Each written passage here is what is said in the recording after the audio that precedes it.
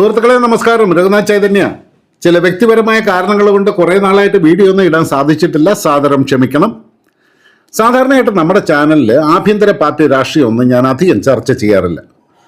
Defence, ദേശീയ സുരക്ഷ, Jio politics, ഇതിലൊക്കെയാണ് നമ്മുടെ പ്രധാനപ്പെട്ട ശ്രദ്ധ. എന്നാൽ ഇന്ന് ഈ വിഷയം ഒഴിവാക്കാൻ കഴിയുന്നില്ല. കാരണം 2029 ഇന്ത്യ ആര് ഭരിക്കുമെന്നുള്ളത് വെറുമൊരു ആഭ്യന്തര രാഷ്ട്രീയ ചോദ്യം മാത്രമല്ല. ചൈനയോടുള്ള സമീപനം, പാകിസ്ഥാൻ നയം, അമേരിക്കയും റഷ്യയും തമ്മിലുള്ള തന്ത്രപരമായ സന്തുലനം, ബ്രിക്സ്, ക്വാഡ്, ഇൻഡോ പസഫിക്, പ്രതിരോധ മേഖല, ഇതെല്ലാം ഇന്ത്യയിലെ രാഷ്ട്രീയ നേതൃത്വത്തിൻ്റെ തുടർച്ചയുമായിട്ട് നേരിട്ട് ബന്ധപ്പെട്ട് കിടക്കുകയാണ്. അതിൻ്റെ ഇടയിലാണ് കോൺഗ്രസ് വർക്കിംഗ് കമ്മിറ്റി യോഗത്തിൽ നമ്മുടെ രാഹുൽ ഗാന്ധി വലിയൊരു വാദം ഉന്നയിച്ചത്.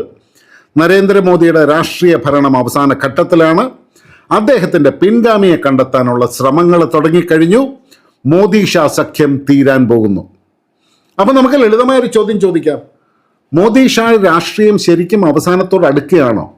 അതോ പ്രതിപക്ഷ രാഷ്ട്രീയത്തിൽ പലപ്പോഴും കാണാറുള്ളത് പോലെ നേരത്തെ കൂട്ടിയുള്ള മറ്റൊരു രാഷ്ട്രീയ ചരമക്കുറിപ്പ്, അതായത് പ്രീമച്യൂർ പൊളിറ്റിക്കൽ ഓബിറ്റോറി മാത്രമാണോ ഇത്? വ്യക്തിപരമായ അഭിപ്രായങ്ങളെല്ലാം നമുക്ക് മാറ്റിവെക്കാം. കണക്കുകൾ നൽകുന്ന മറുപടി എന്താണെന്ന് നിഷ്പക്ഷമായിട്ട് നമുക്കൊന്ന് പരിശോധിക്കാം. ആദ്യം തന്നെ രാഹുൽ ഗാന്ധിക്ക് ക്രെഡിറ്റ് കൊടുത്തേ മതിയാവും. കാരണം 2024 ലോക്സഭാ തെരഞ്ഞെടുപ്പ് BJPക്ക് വലിയൊരു തിരിച്ചടി തന്നെയായിരുന്നു. 2019 BJP ഒറ്റയ്ക്ക് 303 സീറ്റുകൾ നേടി. 2024 അത് 240 കുറഞ്ഞു. കോൺഗ്രസിൻ്റെ സീറ്റ് 52 നിന്നും 99 സീറ്റുകളിലേക്ക് ഉയർന്നു. ഇതോടെ BJPയുടെ ഒറ്റയ്ക്കുള്ള കേവല ഭൂരിപക്ഷം നഷ്ടപ്പെടുകയും NDA സഖ്യകക്ഷികൾ വീണ്ടും നിർണായകമാകുകയും ചെയ്തു. അതുകൊണ്ട് 2019 മോദി തരംഗത്തിൻ്റെ സ്വാധീനം 2024 കുറഞ്ഞു എന്ന് പറയുന്നത് സത്യമാണ്. പക്ഷേ ഇവിടെ രാഷ്ട്രീയ വിശകലനത്തിൽ വരുത്തുന്ന തെറ്റെവിടെയാണ്? ഒരു തിരിച്ചടി കാണുമ്പോൾ തന്നെ അത് പാർട്ടിയുടെ സമ്പൂർണ്ണ തകർച്ചയാണെന്ന് പ്രഖ്യാപിക്കുന്നത് തെറ്റാണ്. ഒരു പാർട്ടി ശരിക്കും തകർച്ചയിലാണെന്നുണ്ടെങ്കിൽ തുടർന്നുള്ള തെരഞ്ഞെടുപ്പുകളിൽ എന്താ സംഭവിക്കേണ്ടത്? കൂടുതൽ തോൽവികൾ, ഭൂപ്രദേശങ്ങളുടെ നഷ്ടം, സംഖ്യകളുടെ തകർച്ച, സംഘടനാപരമായ ബലഹീനത, ഇതെല്ലാമല്ലേ? എന്നാൽ 2024 ശേഷം BJPയിൽ അത് സംഭവിച്ചോ? നമുക്കൊന്ന് പരിശോധിക്കാം. 2024 ലോക്സഭാ തെരഞ്ഞെടുപ്പിന് തൊട്ടു പിന്നാലെയാണ് ഹരിയാന നിയമസഭാ തെരഞ്ഞെടുപ്പ് നടന്നത്. 10 വർഷത്തെ BJP ഭരണത്തിനെതിരെ ശക്തമായ ഭരണവിരുദ്ധ തരംഗമുണ്ടെന്നായിരുന്നു പൊതുവികാരം. കോൺഗ്രസ് എളുപ്പത്തിൽ ജയിക്കുമെന്ന് മിക്ക എക്സിറ്റ് പോളുകളും പ്രവചിക്കുകയും ചെയ്തു. പക്ഷേ ഫലം വന്നപ്പോൾ BJPക്ക് 48 സീറ്റുകൾ, കോൺഗ്രസിന് 37 സീറ്റുകൾ. BJP 3ാം തവണയും അധികാരത്തിലെത്തി. ഇവിടെ ആദ്യത്തെ സന്ദേശം വ്യക്തമായിരുന്നു. 2024 ലോക്സഭാ തിരിച്ചടി ദേശീയ തലത്തിൽ BJPയെ രാഷ്ട്രീയമായിട്ട് തളർത്തിയിട്ടില്ല. പിന്നെ മഹാരാഷ്ട്ര, അത് വെറും ഒരു തിരിച്ചുവരവായിരുന്നില്ല, സമ്പൂർണ്ണ ആധിപത്യം തന്നെയാണ് നമ്മൾ കണ്ടത്. 288 അംഗ നിയമസഭയിൽ ചരിത്രത്തിൽ ആദ്യമായിട്ട് BJPക്ക് ഒറ്റയ്ക്ക് 132 സീറ്റുകൾ, മഹായുതി സഖ്യം ആകെ 230 സീറ്റുകൾ. ഇത് ചെറിയൊരു വിജയമല്ല, വലിയൊരു ആധിപത്യം തന്നെയാണ്. 2024 തിരിച്ചടി ഒരു ദീർഘകാല BJP വിരുദ്ധ തരംഗമായിട്ട് മാറിപ്പോയിരുന്നുവെങ്കിൽ മഹാരാഷ്ട്രയിൽ അതിൻ്റെ തുടർച്ച കാണേണ്ടതായിരുന്നു. പക്ഷെ അതുണ്ടായില്ല. പിന്നെ ഡൽഹി, 3 പതിറ്റാണ്ടിന് ശേഷമുള്ള ചരിത്ര വിജയമാണ് നമ്മൾ കണ്ടത്. BJPക്ക് 48 സീറ്റുകളും ആം ആദ്മി പാർട്ടിക്ക് 22 സീറ്റുകളും കോൺഗ്രസിന് 0 സീറ്റുകളും. 27 വർഷങ്ങൾക്ക് ശേഷമാണ് BJP ഡൽഹിയിൽ അധികാരത്തിലെത്തുന്നത്. ഇവിടെ ശ്രദ്ധിക്കേണ്ടത് ഒരു തെരഞ്ഞെടുപ്പ് വിജയം മാത്രമല്ല, BJPയുടെ ഭൂമിശാസ്ത്രപരമായ സ്വാധീനം പഴയ പരമ്പരാഗത മേഖലകളിൽ മാത്രം ഒതുങ്ങി നിൽക്കുന്നില്ല എന്നതാണ്. അതുപോലെ ബീഹാറും അസമും. 2025 ബീഹാർ തെരഞ്ഞെടുപ്പിൽ 243 സീറ്റുകളിൽ NDA സഖ്യം 202 സീറ്റുകൾ നേടി. അതിൽ തന്നെ BJP മാത്രം 89 സീറ്റ് നേടി ബീഹാറിലെ ഏറ്റവും വലിയ ഒറ്റക്കക്ഷിയായിട്ട് മാറുകയും ചെയ്തു.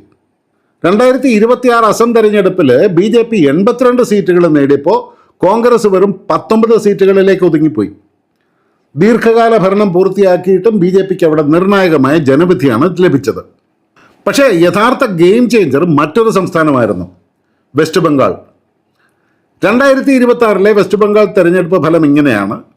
BJPക്ക് 207 സീറ്റുകൾ, തൃണമൂൽ കോൺഗ്രസിന് 80 സീറ്റുകൾ, കോൺഗ്രസിന് 2 സീറ്റുകൾ. വെസ്റ്റ് ബംഗാൾ BJPയുടെ പരമ്പരാഗത കോട്ടയൊന്നും ആയിരുന്നില്ല. വർഷങ്ങളോളം അവരവിടെ ഭരണത്തിന് പുറത്തായിരുന്നു. എന്നാൽ 2026 BJP വെറുമൊരു പ്രതിപക്ഷ പാർട്ടി എന്ന നിലയിൽ നിന്ന് മാറി ഭരണം കൈയാളുന്ന പ്രബല ശക്തിയായിട്ട് മാറി. ഒരു രാഷ്ട്രീയ പ്രസ്ഥാനം തകർച്ചയിലാണെന്നുണ്ടെങ്കിൽ സാധാരണയായിട്ട് അവരുടെ സ്വാധീന മേഖല ചുരുങ്ങുന്നതല്ലേ നമ്മൾ കാണുക. ഇവിടെ BJP തങ്ങളുടെ സ്വാധീനം പുതിയൊരു വലിയ സംസ്ഥാനത്തേക്ക് കൂടി വിപുലീകരിക്കുന്നതാണ് നമ്മൾ കാണുന്നത്. 2024 തെരഞ്ഞെടുപ്പ് ഫലം മാത്രം നോക്കിയാൽ രാഹുൽ ഗാന്ധിയുടെ വാദം ശരിയാണെന്ന് തോന്നാം. BJP 303 നിന്നും 240 സീറ്റിലേക്ക് താണു. കോൺഗ്രസ് 99-ലെത്തി. മോദി സഖ്യ സർക്കാർ ഉണ്ടാക്കി.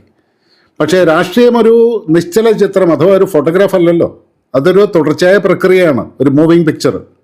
2024 മുതൽ 2026 വരെയുള്ള ചിത്രം എന്താണ്? ഹരിയാനയിലെ BJP ഭരണം നിലനിർത്തി, മഹാരാഷ്ട്രയിലെ ബൃഹത്തായ വിജയം, ഡൽഹിയിൽ ഭരണം പിടിച്ചെടുത്തു, ബീഹാറിലെ ഇന്ത്യയുടെ വൻ മുന്നേറ്റം നമ്മൾ കണ്ടു, അസമിലെ ഭരണം നിലനിർത്തി, വെസ്റ്റ് ബംഗാളിലെ ചരിത്രപരമായ വിപ്ലവം. ഒരു തിരിച്ചടി ഉണ്ടായാൽ തെറ്റുകൾ തിരുത്തി തിരികെ വരാനുള്ള ശേഷി BJPക്ക് ഇപ്പോഴും ഉണ്ട് എന്നാണ് ഇത് കാണിക്കുന്നത്.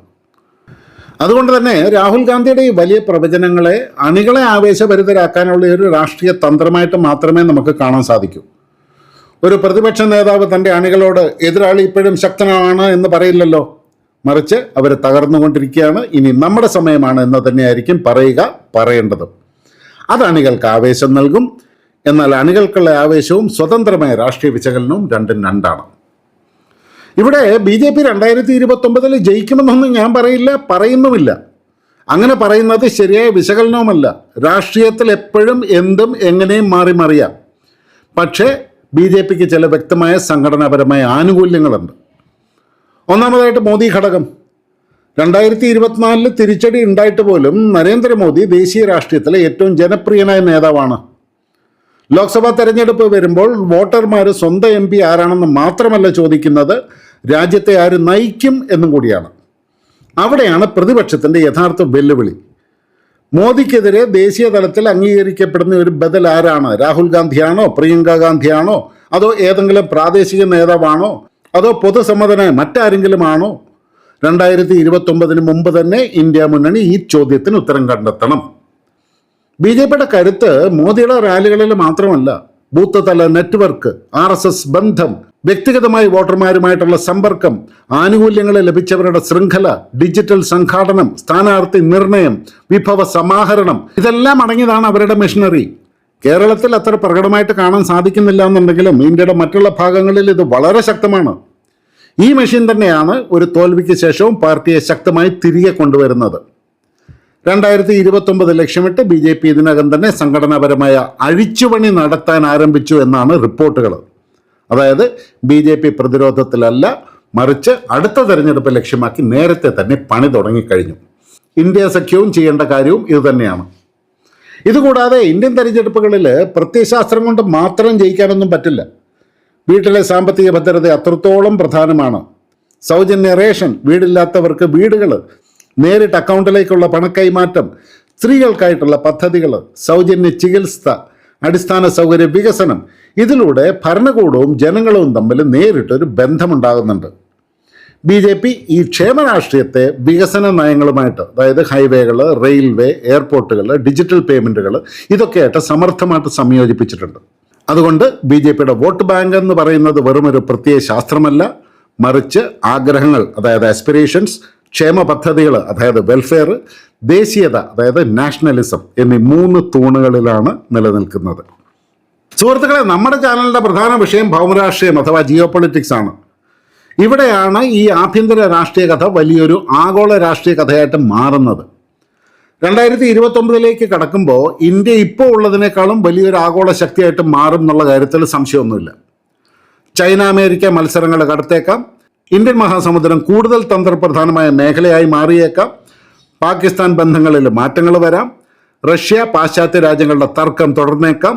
ബ്രിക്സ് കൂടുതൽ വിപുലീകരിക്കപ്പെടാം. ഇന്ത്യയുടെ പ്രതിരോധ നവീകരണം നിർണായക ഘട്ടത്തിലെത്താം. മോദി സർക്കാർ വർഷങ്ങളായിട്ട് സ്ട്രാറ്റജിക് ഓട്ടോണമി എന്ന നയമാണ് പിന്തുടരുന്നത്. അമേരിക്കയുമായിട്ട് പങ്കാളിത്തമുണ്ട്, എന്നാൽ സഖ്യമില്ല.